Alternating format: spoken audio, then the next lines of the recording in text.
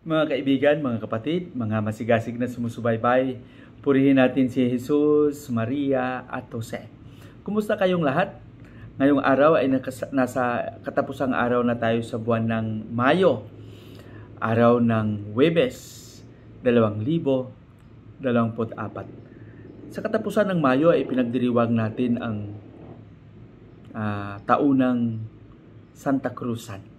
Alam natin na sa Pilipinas, marami tayong mga pagpapahayag ng pananampalataya na nakaugat sa ating mga karanasan at sa ating mga paniniwala.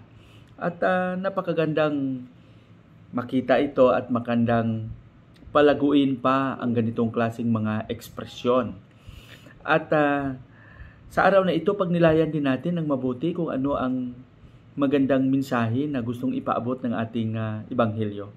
Sa araw na ito, ang ating ebanghelyo ay ibabahagi sa atin ni San Marcos Kapitulo 46 hanggang 52.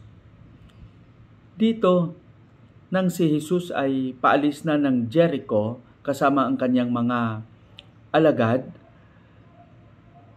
may isang tao na ang pangalan ay Bartimeus, anak siya ni Timaeus, na nakaupo at nagpapalimos. Nang marinig niya si Jesus, talagang sumigaw siya, "Jesus, anak ni David, maawa ka sa akin." Pero sinabihan ito ng mga alagad na huwag maingay. Pero sabi ni Jesus, "Huwag, hayaan niyo, tawagin niyo siya." Diba? Napakaganda ng tugon ni Jesus.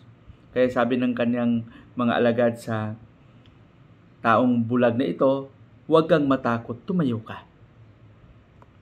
Dahil gusto ni Jesus na lumapit itong tao, itong si Bartimeus na isang bulag.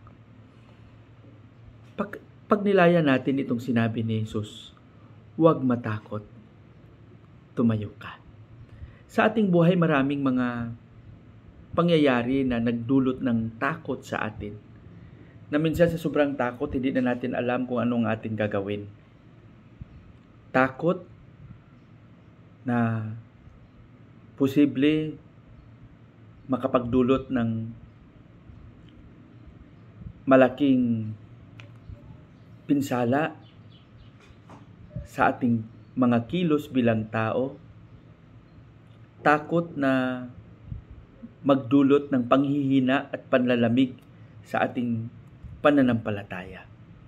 Kaya nga, dito, hinahamon tayo ni Jesus na magbigay ng ating tapat na paniniwala sa Kanya. Kaya nang sinabi ng alagad kay Bartimeus, isang bulag, "Huwag kang matakot, tumayo ka." Siguro kung pagnilayan natin, ito yung mga sinasabi na kung narito sa atin si Jesus, ano pa ang ating katatakutan? If we believe that Jesus is in us, there is no reason for us to be afraid. Alam natin na kahit sa pangkasalukuyang panahon, ang dulot, epekto ng politika, epekto ng ekonomiya, epekto ng kultural, yung paniniwala ng bawat isa, ay makabigay din at makapagdulot ng malaking epekto sa ating panindigan at sa ating pananalig. Kaya siguro mas magandang susiin natin ng mabuti.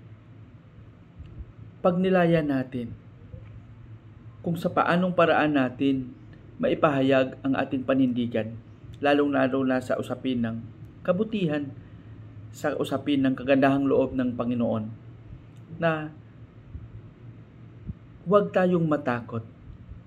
Patuloy tayong tumayo, patuloy nating maipahayag ito ng buong kagalakan.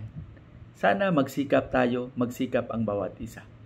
Patnubayan nawa tayo ng Panginoon, pagpalain nawa tayo.